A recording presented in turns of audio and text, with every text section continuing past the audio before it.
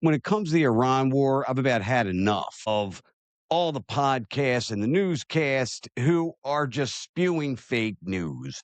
So if you want the truth, stay right here with me. You see, I'm going to cut through the fog, the spin, and all the panic because somehow, honestly, in the middle of the most one sided conflict in modern history, half of the country, half of the United States thinks Iran is winning. The media thinks Trump is overly concerned. He doesn't strike me as the type. And the international left, they're screaming we are all on the brink of disaster. So let's make this simple. Let's make this Iran war for dummies. So pay attention. Iran is not winning. Iran is not surviving because of strength.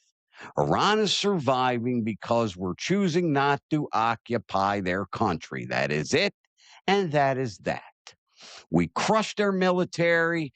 We are collapsing their economy. We're blockading their coastline. We are dictating the tempo of the war. The regime still exists is because the United States doesn't want to repeat Fallujah, the Helmand province, or any other Middle Eastern quagmire from the last 50 years.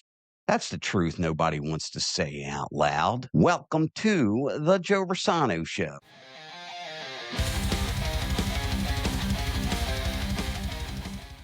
Welcome to the Joe Rossano Show. Hi, I am Joe Rossano. Let's break this down like we're explaining it to a guy who just woke up from a 20-year coma. Iran is alive because we haven't demanded unconditional surrender. And we haven't demanded that unconditional surrender because that would require ground troops inside Iran, street to street, house to house, the kind of war Americans are done fighting. So instead, we're using the Western way of war, overwhelming firepower, precision strikes, air dominance, naval dominance. We already defeated them militarily. That's over with, and I don't want to hear it. All right. Las Vegas looks beautiful right now, and Tehran doesn't. Their economy is hanging on by a thread. Their currency, it's in a free fall, folks. Their oil experts are completely throttled. Their ports are choked, but we are not marching into Tehran. We're giving them an off-ramp. We're giving them the opportunity to negotiate. And Iran, they have no cards left. None.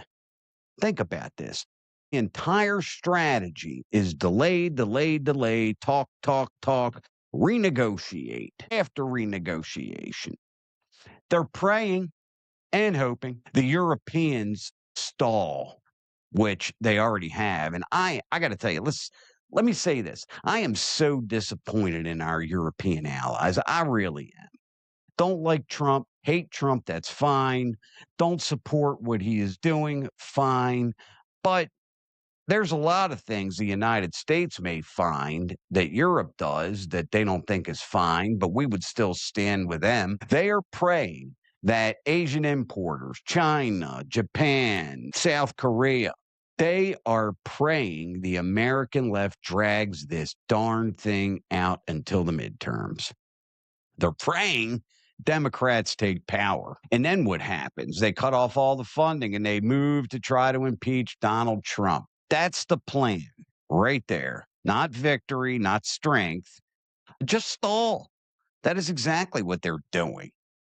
And it's not going to work. Now, before I continue all of this really cool stuff, I'm going to ask you to kindly, please take a second to click that subscribe button, like, share, comment, click the notification bell for all the latest episodes of The Joe Rossano Show. If you're tired of the media, if you're tired of analysts pretending Iran is some unstoppable superpower, you need the unfiltered stuff, the unfiltered breakdowns. Again, please click that subscribe button because this show is the only place you're getting the truth without propaganda, without panic, and without the political games. Here's the part the experts never explain. We're already in phase 3 of this war. Phase 1, disarm that military. That took 10 minutes. Phase 2 is try to negotiate, do the best you can. Phase 3 is the blockade and to cut them off economically. And then there's phase 4, the one nobody wants to talk about. Bridges, power grids, ports, television stations, radio towers. Now, consider this. Bill Clinton did that in Serbia. Nobody jumped up and down and screamed war crimes. Barack Obama did the exact same thing to bridges and infrastructure in Libya. We haven't done it yet, but we can anytime the United States wants. That's why Iran is so darn paranoid. That's why the international left is panicking. That's why the domestic left is screaming, stop the war, because they know the truth. We have every card. Iran has none. And the only thing keeping this from being over is our refusal to send ground troops into that country. And we're not going to. We're really not. If I'm President Trump, I certainly don't. The problems is the majority now of the American people, they don't want any more Iraqs and Afghanistans. They don't want these 20-year wars that cost a bunch of money and this regime change. And then the next thing you know, you're running out of that country with people hanging from the airplanes and the enemy taking a bunch of our weapons and equipment. All right. So that's not going to happen. 20-year disaster is not going to happen. So, yes, Iran hasn't surrendered, and yes, that makes people nervous. But if we forced surrender, the same people would call it a quagmire, a war crime. Here we go, a catastrophe.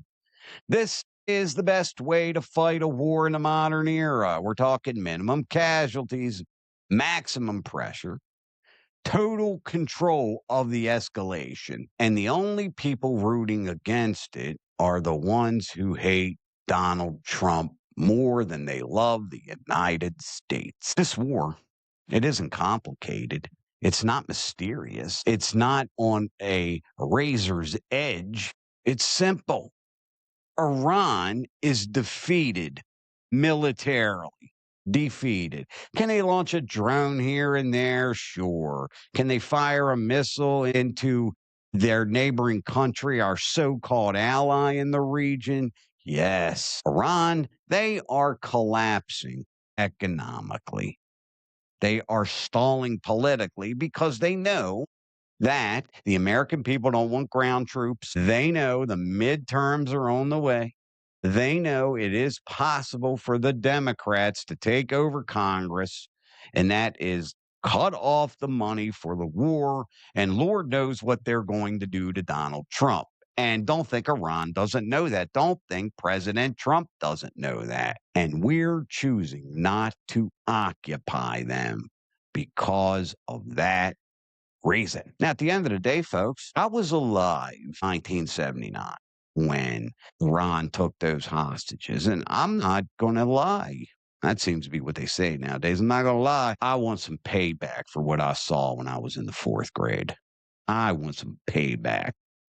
And honestly, would some of you, and it's not all, some of you, would you stop acting like Iran are a bunch of the saints running around, a bunch of sweethearts? All right. And Moses is president over there. Knock it off. They want us dead. Do you not understand that? They want us dead. Death to America. That's what they scream. They burn the American flag, which some of you, that doesn't even bother. And that's what bothers me most is get behind the president. We did for Barack Obama. We did for Bill Clinton. We did for Ronald Reagan. We did for George W. Bush. At the end of the day, the war is just unpopular, and the folks don't want ground troops in there. They don't want military funerals and that type of thing. And I can't say that I blame them, but somewhere, folks, at some point, Iran had to be dealt with. Now, you see what they're doing with the Strait of Hormuz. They're trying to hold the world hostage with the Strait of Hormuz. It's open, it's closed, it's open, it's closed. Can you imagine if they had a nuclear weapon, what they would do then? And that's the crux of this. It really is. It's got a lot of facets: oil, the cost, who controls the flow of it in Strait of Hormuz, where 20% of it comes from. But at the end of the day, the United States cannot launch a ground war, a guerrilla warfare scenario into downtown Iran because the American people just can't stomach it. And I get that. Speaking of get that, I do appreciate you hanging out with your pal Joe Rossano. Kindly, again, please subscribe, like, share, comment, click the notification bell for all the latest episodes of the Joe Rossano Show. I kindly ask you to please take a moment to adopt yourself a pet. God bless you, my dearest friends and fellow Americans, from the bottom of my heart and the depths of my soul. And we will see you next time.